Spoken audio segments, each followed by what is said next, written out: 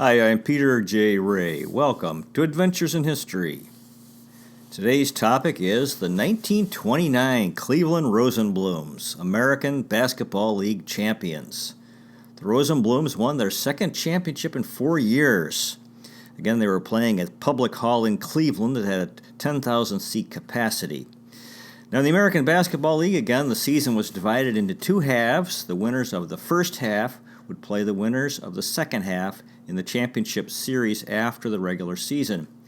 In the first half, the Cleveland Rosenblums finished in first place with a record of 19-9, winning percentage of .679. Second place, the Fort Wayne Hoosiers, 18-10, one game out of first. Third place, the Brooklyn Visitation, 15-12. Fourth place, the Chicago Bruins, 15-12. Fifth place, the New York Hakoas, 13-16. Sixth place, the Trenton Royal Bengals, 12-16. Seventh place, the Rochester Centrals, 11-15. And in eighth and last place, the Paterson, New Jersey Whirlwinds, 6-19, winning percentage of .240, 11.5 games out of first. In the second half, first place team was the Fort Wayne Hoosiers, who were 11-3, winning percentage of .786. Second place, the Brooklyn Visitation, 10-4, one game out of first. Third place, the Cleveland Rosenblums, 10-4. Fourth place, the Rochester Centrals, 7-7. Fifth place, the New York Hakoas, 5-9. Sixth place, the Trenton Royal Bengals, 4-8. Seventh place, the Chicago Bruins, 4-10. And in eighth and last place, the Paterson, New Jersey Whirlwinds, 3-9 with a winning percentage of .250. So the 1929 American Basketball League Championship Series, the Cleveland Rosenblums won in 4 straight games. They swept the series 4-0 against the Fort Wayne Hoosiers. Games 1 and 2 were in Cleveland, and games 3 and 4 in Fort Wayne, Indiana. The game scores, in which Cleveland won all 4. First game 24-17, second game 38-23, third game 19-18, and the fourth game 30-22. Before the season, the New York Celtics were considered too strong and the team disbanded, and Cleveland picked up star players Joe Lapchick, Dutch Dennard, and Pete Barry. I'm reading a fine book. The title is When Basketball Was Jewish, Voices of Those Who Played the Game, by Douglas Stark, 2017. Again, the owner of the Cleveland Rosenblums in 1929 was Max Rosenblum, who owned the team from 1919 to 1930. Max Rosenblum. The player-coach in 1929 was Dave Kerr. Kerr was a player for Cleveland from 1925 to 1930 and player-coach from 1927 to 1930. In 1929, he played in 11 games, scored 8 points, and an average of 0.7 points per game. Dave Kerr. Johnny Beckman was a forward. He was 33 years old, 5'9", 155 pounds, did not go to college. He was obtained from Rochester. Played in 13 games, scored 81 points, average of 6.2 points per game. Johnny Beckman is usually associated with the New York Original Celtics.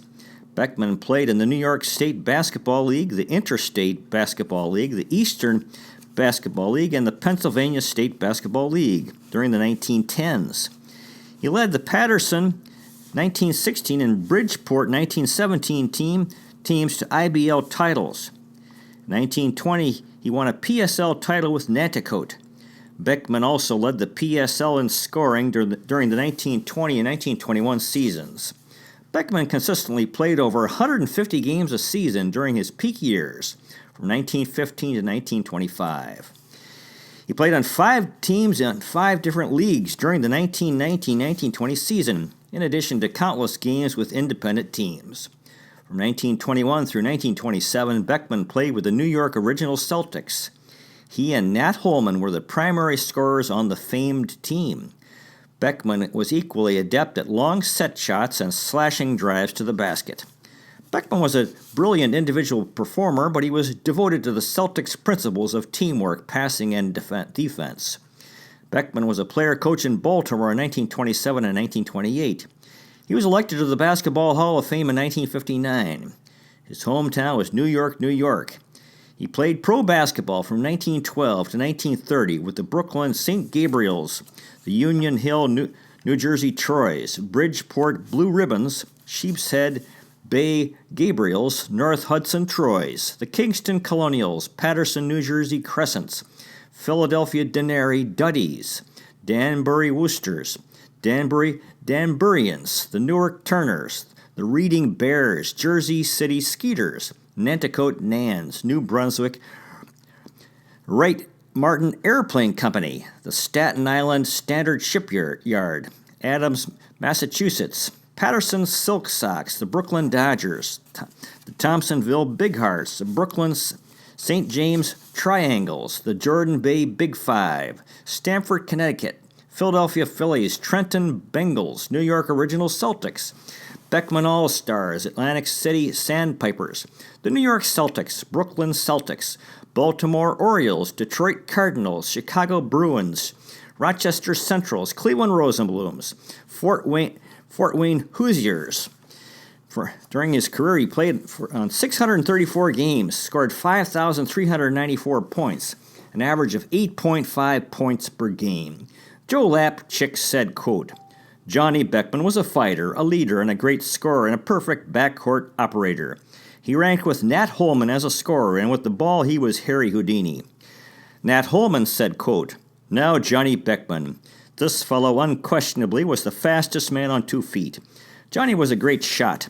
He took me out of my seat many times.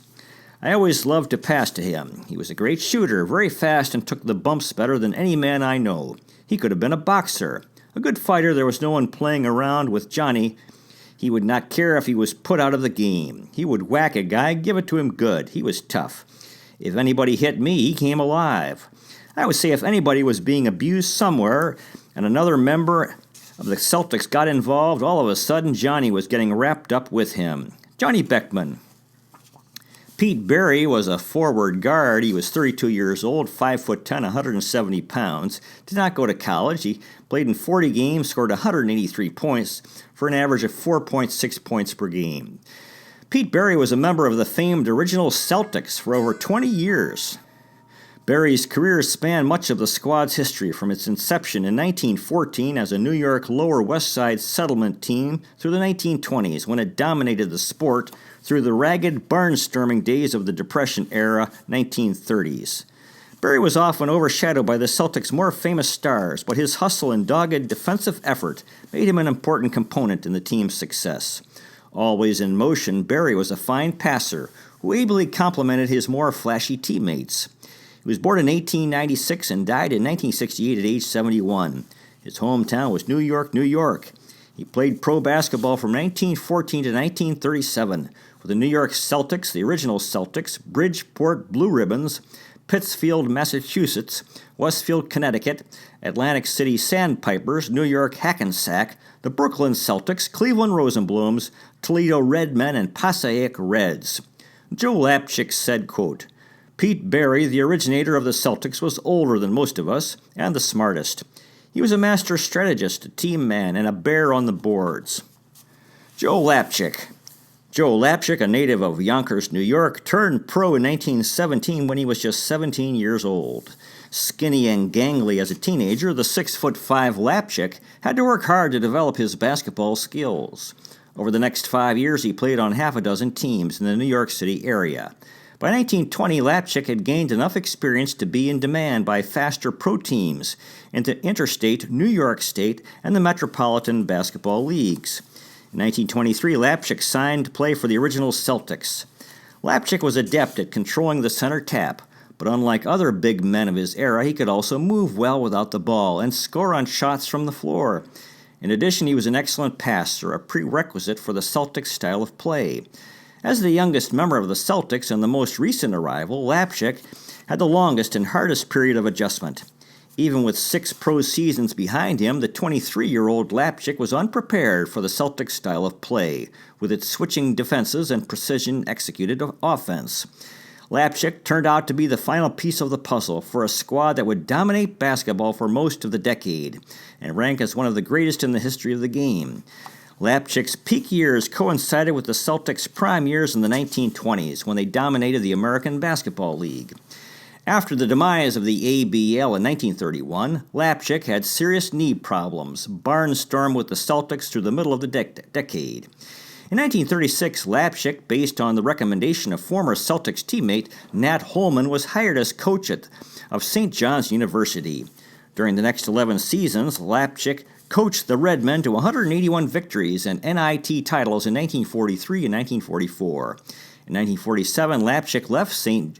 John's to coach the New York Knicks in the infant NBA. During his 9 seasons as coach of the Knicks, Lapchick always produced winning teams. 3 times he took the Knicks to the NBA Finals, but a championship eluded him. In 1957, citing poor health, Lapchick resigned his position with the Celtics. 1 month later, he returned to St. John's for a second coaching stint that lasted through 1965. Lapchick's overall record in 20 seasons at St. John's was .325 and .129. He was inducted into the Basketball Hall of Fame in 1965. 1929, with the Rosenblums, he was a center. He was 28 years old, 6 foot 5 inches, and 175 pounds. He did not go to college. He played in 38 games and scored 188 points, 4.9 points per game. Lapchick was born in 1900 and died in 1970 at age 70. His hometown was Yonkers, New York. He was a pro basketball player from 1917 to 1937 for the Yonkers Hollywood Inn, Schenectady Dorpians, Holyoke Company E, Troy Trojans, Brooklyn Visitation, Mount Vernon, Armory Big Five, the New York Celtics, Brooklyn Celtics, Cleveland Rosenblums, Toledo Redmen, Yonkers Knights, Original Celtics, Plymouth Parents, the Czech Immigrants. As a New York Knicks coach, Lapchick signed Nathaniel Sweetwater Clifton, one of the first black players in the NBA. As coach, though a great motivator, he was a wild man on the sidelines, stomping on his coat, smashing chairs, and tossing various objects into the air. His NBA coaching record was .326 and .247. In 1968, he wrote the book 50 Years of Basketball. As coach, Lapchick started the tradition of lighting a cigar near the end of games when victory seemed certain. Red Auerbach made this tradition famous with the Boston Celtics. Lapchick was with the Cleveland Rosenblums from 1928 to 1931. For his career, he played in 365 games, 1,717 points, an average of 4.7 points per game. I read a fine book, 50 Years of Basketball by Joe Lapchick, 1968. Lapchick stopped going to school at age 15 and went to work to help his family. He was a golf caddy and his clients included Fred Merkle, who, as a MLB baseball player in 1908 for the New York Giants and the Cubs, he had the famous boner when he didn't touch second base on a play which cost the Giants the pennant.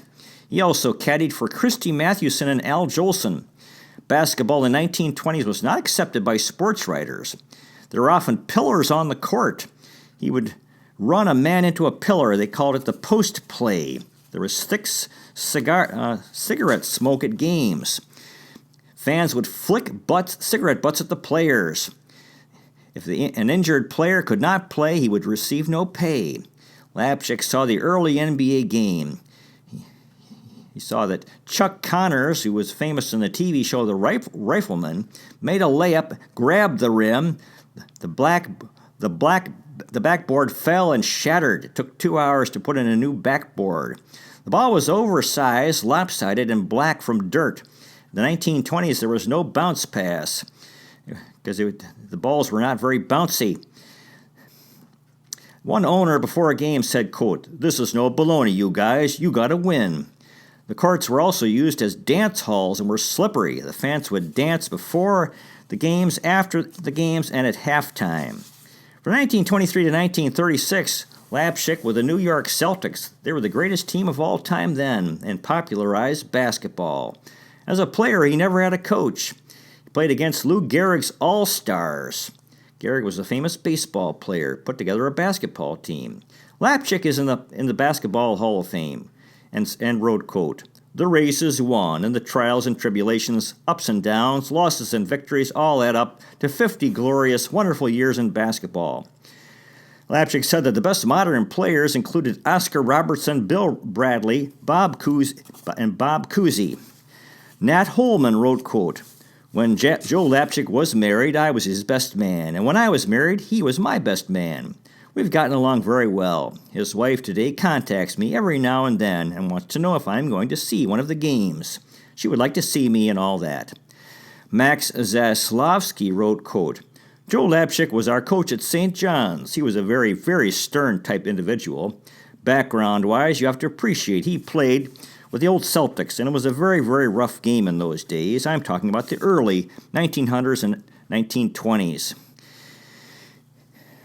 In a game against the New York Celtics, had heavyweight boxer Young Stribling played with the team. He played 20 minutes. The first event at Cleveland Municipal Stadium was on July 3rd, 1931. It was a heavyweight boxing title fight, and Max Schmeling against Young Stribling. Stribling lost in a technical knockout in the 15th round, and he played with Joe Lapchick.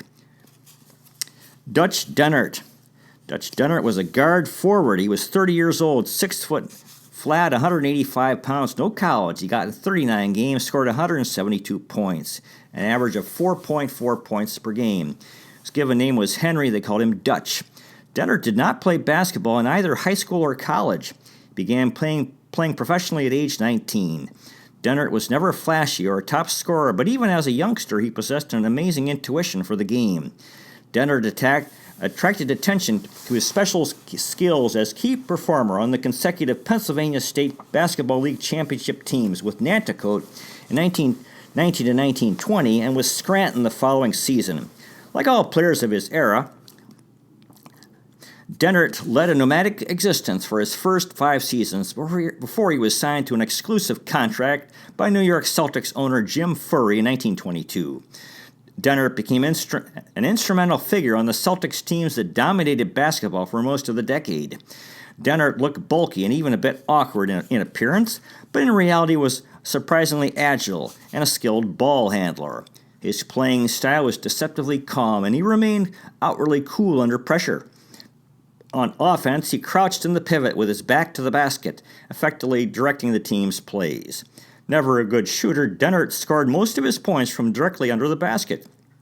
He excelled as a rebounder and passer, and as the acknowledged best defender in the game, always guarding the opponent's best scorer. Dennert's career with the Celtics covered the glory years in the 1920s all the way through the draining Depression-era barnstorming of the 1930s. Dennert turned to coaching in the 1940s with some success. As coach of the Detroit Eagles, he won the 1941 World Professional Tournament. He also won 2 National League Division titles in 1944 and 45, and 45-46 as coach of Sheboygan. In 1946-47, Dennert was hired to coach the Cleveland Rebels in the newly formed NBA, but was fired at mid-season. Dennert was elected to the Basketball Hall of Fame in 1961.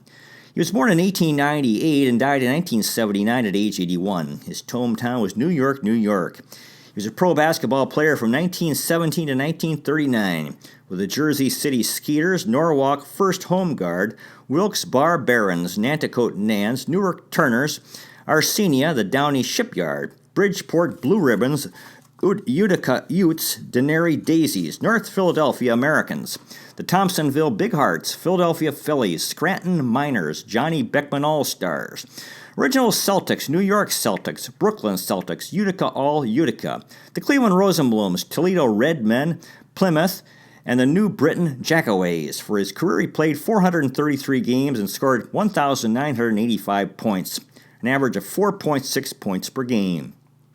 Joe Lapchick said, quote, "Dutch Dennert, the greatest post or pivot player in the country, then or now, was as solid as a rock, fast, enthusiastic, and loved the passing game. Not only did he invent the pivot play, but he was the fastest, most deceptive player from the pivot position in the history of the game."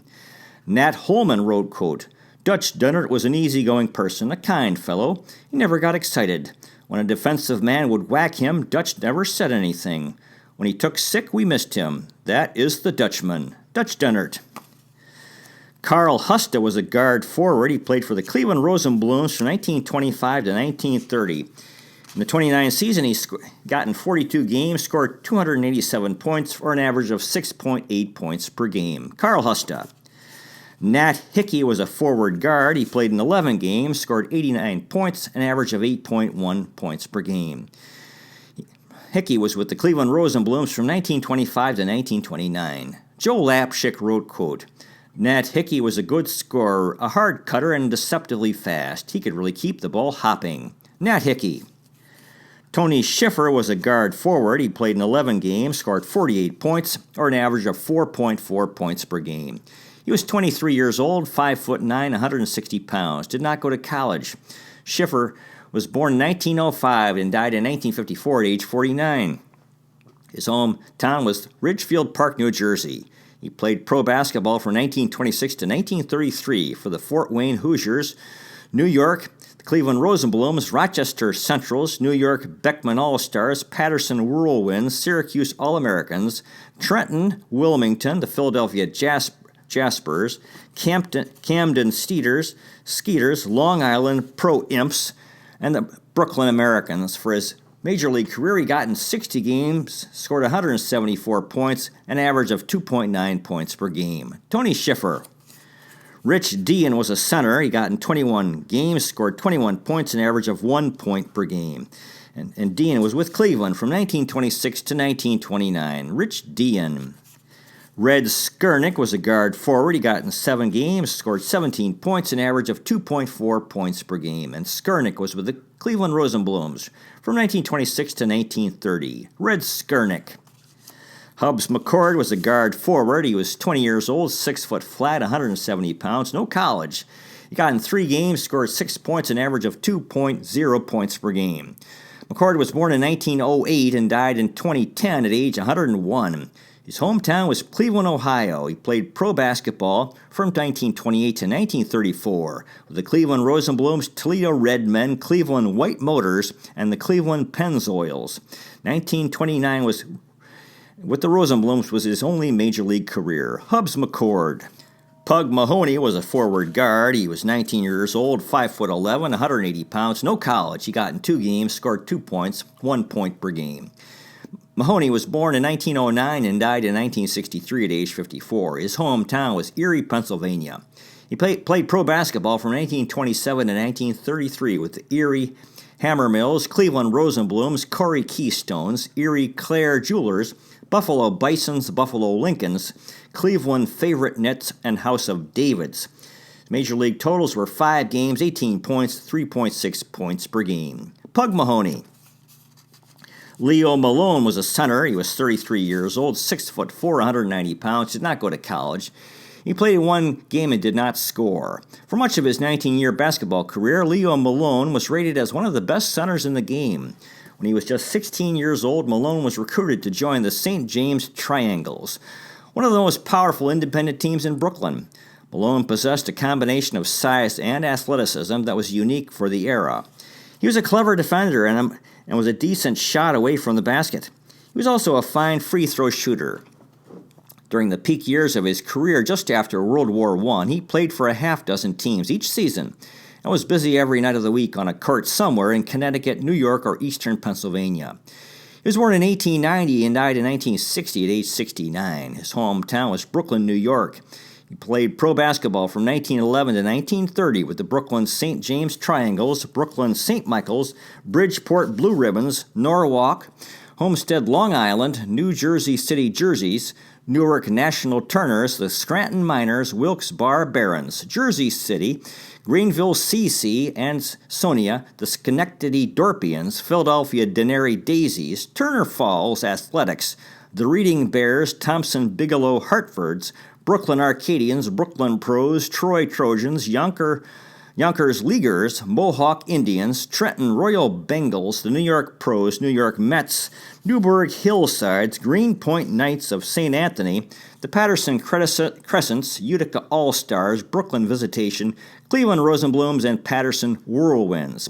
His major league totals 451 games, 2,431 points, an average of 5.4 points per game. Leo Malone.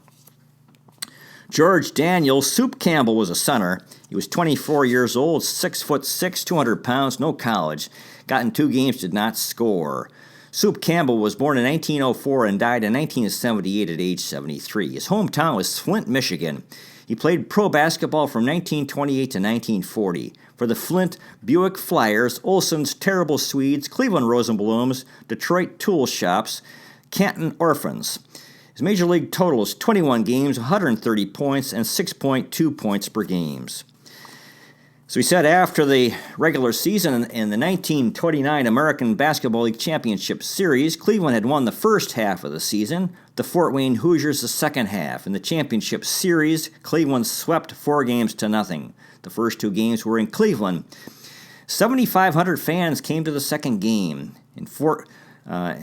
Games 3 and 4 were at a Fort Wayne High School gym, and there were 2,700 fans in Game 3 and 3,800 fans in Game 4. Well, that concludes today's presentation. Thanks so much for watching. Really appreciate it. God bless you. Take care, and I'll see you next time.